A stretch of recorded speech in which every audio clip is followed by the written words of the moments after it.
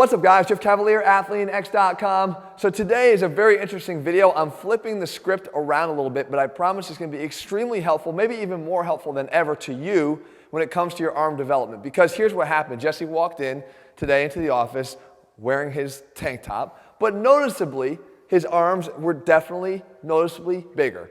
And it hasn't just happened overnight. I just don't see him walk in every day in a tank top. And what I said to him was, dude, your arms are definitely, I give him compliments, guys, I promise you. And I said, you're getting bigger. If you could change something, or if you knew of the things that I've shown you, because I don't babysit him, I don't take him through every workout despite what you might think. I try to give him the tools as I do you, and I let him go off and try to make the most out of it, because it's ultimately the best way to have success. I said, if there's 5 things that you could change, or that you knew earlier about your arm training, what would they be? And he was able to rattle them off like immediately, because he knew exactly what they were. So what I wanted to do was I told him, dude, this is good information that they're going to be able to benefit from, so let's go film a video. So that's where we are right now. There's 5 things. Jesse, what is number 1, the first thing you told me that helped you in terms of getting better gains? Intensity. Changing my intensity up was the biggest thing I've ever done for my arm training in general. Before it was, I'd get to fatigue and I'd kind of stop right there. I'd be like, that's enough.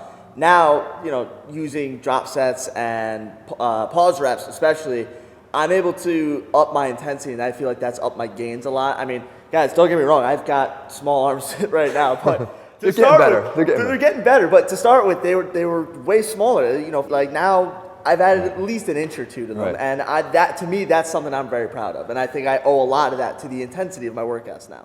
Yeah, I mean, I don't know if you've measured them lately, but they're probably bigger than 12 inches. But the fact is this, guys, using even here, as you see him doing the rest pause technique, anything that I could use to get him to train harder, to realize that hitting the first hard portion of an exercise is not the stopping point. Not if you want to see gains. You have to be able and willing to mentally push yourself so that physically you're giving your body a stimulus to grow. The next thing, I asked him, what's the next thing that you did?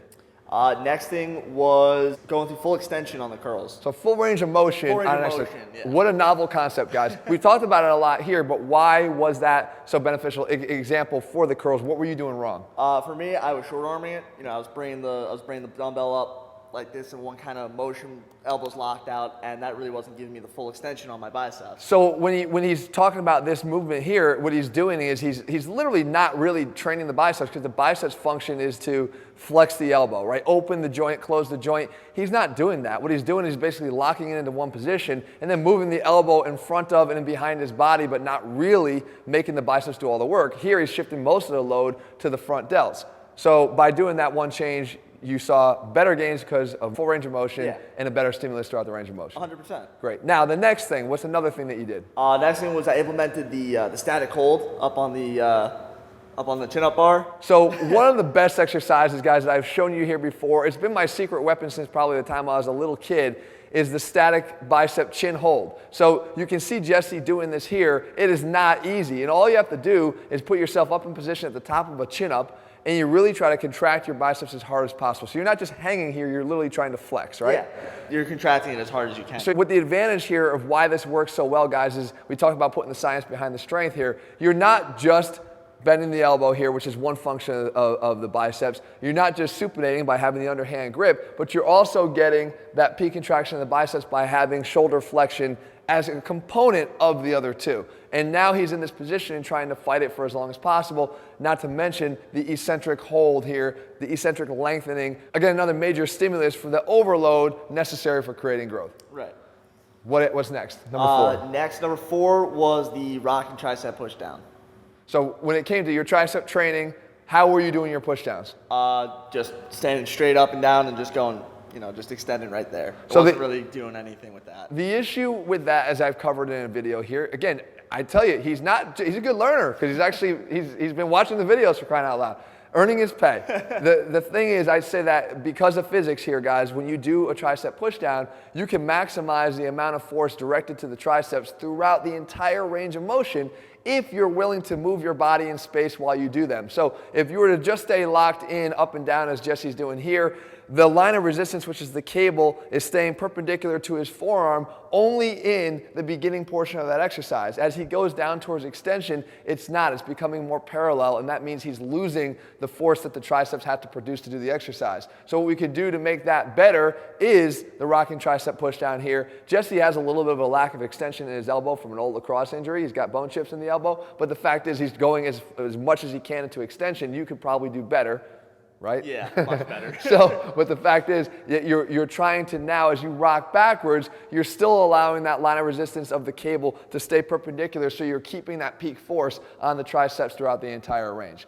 And then what was the last one? Because the last one's the one that sort of stood out to me above everything else, because it's a mental thing that I think a lot of you guys could benefit from. What was that? The last thing was to, stop worrying about what everyone else was saying in the gym or thinking in the gym. It was training here that really taught me that, because when I'm training here and there's no one around me and I'm not looking over my shoulder to think, oh no, someone's looking at me, I always felt that someone was saying, this kid, what is this skinny kid doing, doing curls and tricep kickbacks? He should be deadlifting and squatting.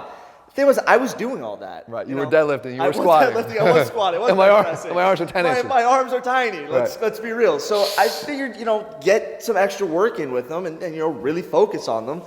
And honestly, without worrying about anyone else, it's been very helpful to me, because I'm able to just focus on it without the worry of anything. I'm not too self-conscious about it. I'm not self-conscious. When I do go to the gym now, if I go to, a commercial gym, people are looking at me. It is what it is. Right. You're not the biggest dude that walked into the gym, but you have to realize, guys, I say this all the time. Everybody starts somewhere. I started somewhere. Jesse, even before your very eyes, started somewhere. And look at the changes he's made here. You can do it, guys. You just got to change your mindset to not care about what anybody else is doing. I'm going to kind of open up another revelation too, because I know Jesse didn't necessarily mention this.